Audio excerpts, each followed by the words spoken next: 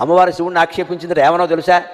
నీకు కట్టుకుందుకు బట్టలు కూడా లేవు, సరిగ్గా దిగంబరుడుగా ఉంటావు, నేను కాబట్టి చేసుకున్నాను, నేను ఎవరు చేసుకుంటారు?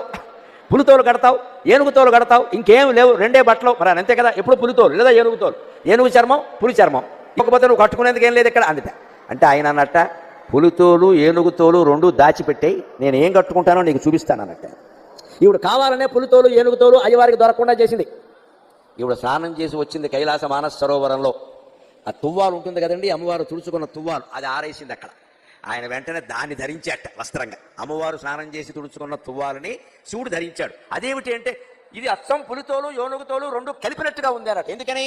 అమ్మవారు ఒంటి నిండా పసుపు రాసుకుంది కాబట్టి ఆ తువ్వాలకి పసుపు చారలు అంటాయి. అమ్మవారు కస్తూరి తిలకం దిద్దుకుంది కాబట్టి కాటుక పెట్టుకుంది కాబట్టి నల్లటి చారలు కూడా అంటాయి. నల్ల చారలు పసుపు చారలు ఉంటే పులితోలే కదా అన్నట్టు. అదండి శివుడి చమత్కారం, అదండి శివుడి అమ్మవారు పరమానంద పడిపోయింది. ఓ నీ ఇల్లు బంగారంగా, దేవాది దేవుడివి, మహానుభావుడివి, నేను తుడుచుకున్న తువ్వాలు నువ్వు కట్టుకోవడం ఏమిటాయి అంటే ఒక్కటే మాట, ఐ లవ్ యూ అన్నట్టు, అంటే ఇంకేం లేదు. అది లెక్క.